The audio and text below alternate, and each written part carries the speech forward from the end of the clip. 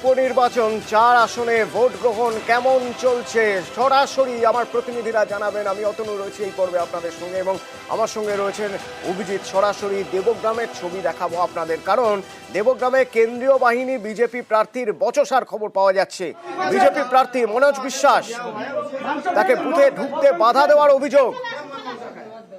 আপনি আমাকে বাধা দিলেন কেন? আমি বললাম যে I know the rules, I may go the enter into the room. কেন আপনি বাধা দিলেন আমাকে? দালালি করছেন এখানে? क्या दलाली कर रहे हैं? দালালি করছেন এখানে? क्या दलाली कर रहे हैं? আমাকে কেন বাধা দিলেন? কেন বাধা দিলেন? अधिकारी तो बता रहे हैं, অধিকারী আমি জানি তো। আপনি তো আইনটাই জানেন না। আপনি তো আইনটাই জানেন না। আপনি কেন বাধা দিলেন? দালালি করছেন? अपना आदेश जो दिया हुआ है उसके মাংস খেয়েছেন? মদ মাংস খেয়েছেন? সরাসরি প্রতিনিধি অভিজিৎ আমার সঙ্গে রয়েছেন। অভিজিৎ, রেগে মেগে বিজেপি প্রার্থী কেন্দ্রীয় বাহিনীর জওয়ানকে জিজ্ঞেস করছেন তিনি দালালি করছেন কিনা, এমন কি ঘটনা ঘটল?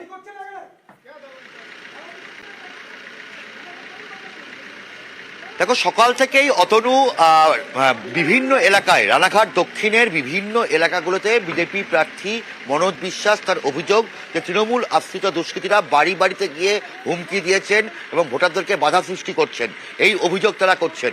এবং এরপরই তিনি রীতিমতো বিভিন্ন বুথগুলোতে গিয়ে পরিদর্শন করছেন এবং সেরকমভাবে দেবগ্রাম পাণ্ডপাড়া এলাকায়, সেখানকার পাণ্ডপাড়া প্রাথমিক বিদ্যালয়, সেখানে তিনি যখন যান সেখানে তার অভিযোগ যে কেন্দ্রীয় বাহিনী তাকে বুথের ভেতরে ঢুকতে বাধা দেয় এবং তারপরেই বচসা শুরু হয়। এবং তারপরেই তিনি বলেন যে তৃণমূলের থেকে কি পয়সা খেয়েছেন কেন্দ্রীয় বাহিনীর জওয়ানদের। এবং আমার সঙ্গে রয়েছেন মনোজবাবু, রয়েছেন মনোজ বিশ্বাস সরাসরি রয়েছেন আমাদের নিউজ 18 বাংলার পর্দায়। মনোজবাবু, কি এমন ঘটনা ঘটলো মানে কেন্দ্রীয় বাহিনীর সঙ্গে? আমি অ্যাজ এ ক্যান্ডিডেট আমি ভোট গ্রহণ কেন্দ্রের ভিতরে যেতেই পারি। সার্বিক পরিস্থিতি, অফিসারদের সাথে কথা, কোথাও কোনো অসুবিধা নেই। কেন্দ্রীয় বাহিনীর এক জওয়ান সে প্রথমেই আমাকে বাধা দিচ্ছে। আমি বললামও যে আপনি রুলস জানেন না, আমি যেতেই পারি। সে আমাকে জোর করেই বাধা দিচ্ছে। তারপরে বলল যে আমি আমার অফিসারের কাছে জিজ্ঞাসা করি। আমি বললাম জিজ্ঞাসা করুন। অফিসার বলেছে হ্যাঁ যেতে পারে। তখন ওর সমস্ত আচরণ, প্রথম থেকেই ওর আচরণ আমার সন্দেহ হচ্ছিল। আমি তো মানে ওই তৃণমূলের সঙ্গে আমি তো বললাম যে আপনি তৃণমূল করেন নাকি, আপনার এই আচরণ কেন? আপনি নিরপেক্ষ, আপনি এখানে প্রশাসনিক কাজ করতে এসেছেন, আপনি যে আইনটা জানেন না সেটা নিয়ে কেন আপনি জোর করছেন? আমি একজন ক্যান্ডিডেট, আমি বলছি যে আমি জানি। আপনি তো বললেন তৃণমূলের দালাল। তৃণমূলের দালালি তো, এদের আচার আচরণ সমস্ত কিছু দালালের মতো। যে জায়গাতে দাঁড়িয়ে আছে চারিদিকে লোক ব্লক। তৃণমূলের দালাল, তৃণমূলের দালালি করছিল কেন্দ্রীয় বাহিনী, সেই জন্য নাকি তাকে ঢুকতে দেওয়া হয়নি। কেন আপনি বাধা দিলেন আমাকে? দালালি করছেন এখানে? क्या दलाली कर रहे हैं?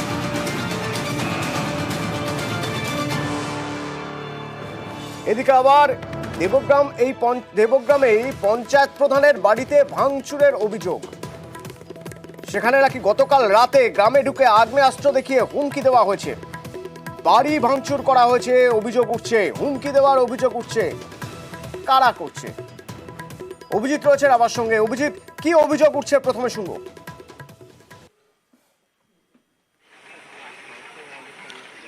অতনু, দেবগ্রাম গ্রাম পঞ্চায়েতে বিজেপির বক্তব্য যে সেখান থেকে গত লোকসভা ভোটে প্রায় 9000 ভোটে তারা এগিয়েছিল এবং গত 2-3 দিন ধরে লাগাতার তৃণমূল আশ্রিত দুষ্কৃতীদের বিরুদ্ধে অভিযোগ।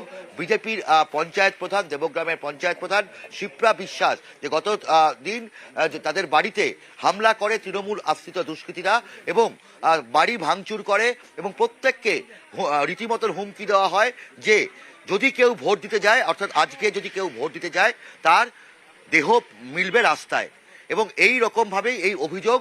এবং অন্যদিকে যে একের পর এক শুধু দেবগ্রাম নয়, ঘোলা এলাকাতেও সেখানে আগ্নেয়াস্ত্র দেখিয়ে, বন্দুক ঠেকিয়ে সেখানকার একজন যুবককে হুমকি দেওয়া হয়েছে, এমনটাই বিজেপির অভিযোগ। যে সেই যুবকের বক্তব্য তাকে বন্দুক ঠেকিয়ে হুমকি দেওয়া হয়েছে যেন ভোট না দেওয়া হয়। অন্যদিকে স্থানীয় তৃণমূল নেতৃত্বের বক্তব্য যে তারা বুথ স্তরের কর্মী, তারা এই বিষয়ে কিছু জানেন না এবং গোটাটাই মন গড়া অভিযোগ বিজেপির। তবে অভিযোগ পাল্টা অভিযোগে যেভাবে অভিযোগ পাল্টা অভিযোগ চলছে এবং এই অভিযোগ পাল্টা অভিযোগ রানাঘাট দক্ষিণের বিভিন্ন জায়গা থেকে আসছে। আমি রিজুর সঙ্গে একবার কথা বলবো। রিজু আমার সঙ্গে রয়েছেন স্টুডিওর, বিভিন্ন রাজনৈতিক দলের প্রতিনিধি রয়েছেন। রিজু রয়েছেন তৃণমূলের তরফে। রিজু, সকাল থেকে এই ভোট তুমিও দেখছো আমিও দেখছি, এই যে অভিযোগগুলো আসছে, হ্যাঁ কিছুদিন আগে লোকসভা ভোট হয়ে গেল এবং লোকসভা ভোটে ভালোই সাফল্য বলা যেতে পারে তৃণমূলের। তারপরে এই বিধানসভার উপনির্বাচনে এইখানে তৃণমূলের বিরুদ্ধে অভিযোগ উঠছে বারবার। কি মনে হয় কেন অভিযোগ উঠছে? যদি অভিযোগ হয়েই থাকে এবং সেই অভিযোগের সত্যতা যদি থেকেই থাকে তাহলে তার দায় তো তৃণমূলকে নিতে হবে।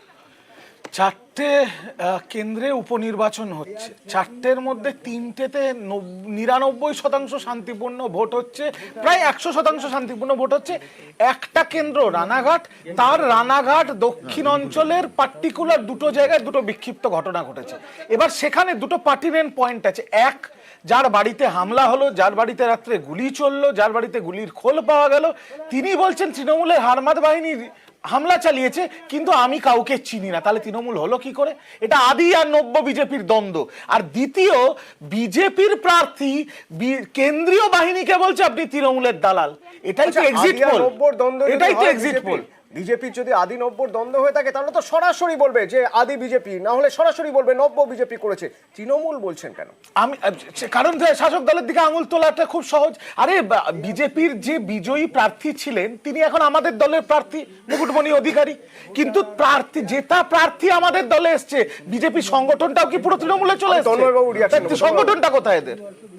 দেখুন, সমস্যা হচ্ছে যে তৃণমূল জানে এই যে তিনটে অন্তত আছে, চারটে না হলেও তিনটে অন্তত বলবো যেখানে তৃণমূল হারবে, এবং 1 মাস আগে হেরেছি।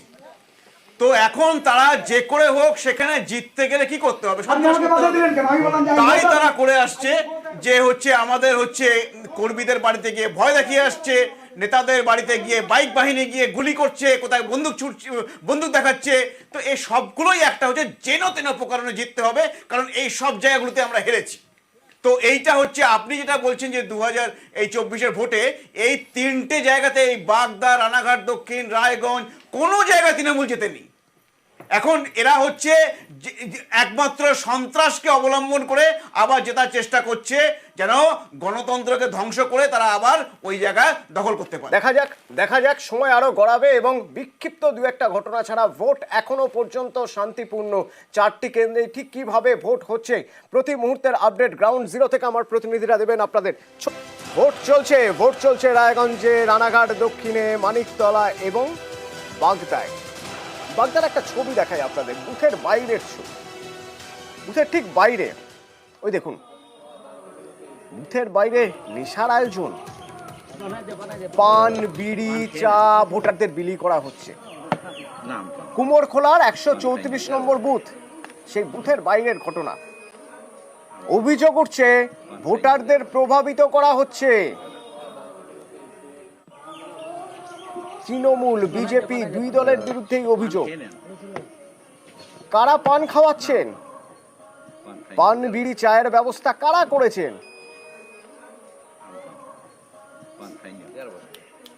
জিয়াউল প্রতিনিধি আমার সঙ্গে রয়েছেন। জিয়াউল, দেখছি কিছু মানুষ বসে রয়েছেন, এটা কারা কারা আয়োজন করছেন পান, বিড়ি, চায়ের?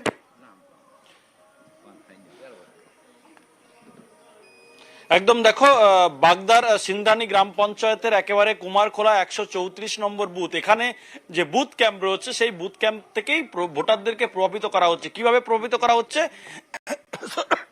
যেটা প্রভাবিত করা হচ্ছে, যেটা ভোটারদের যেটা অভিযোগ, যে এখান থেকেই যে বুথ ক্যাম্প করা হচ্ছে সেখান থেকে পান, বিড়ি, সিগারেট, তামাক, বিভিন্ন জর্দা জাতীয় জিনিস এবং চা, এই ধরনের নেশার জিনিস সেখান থেকে ভোটারদেরকে দেওয়া হচ্ছে।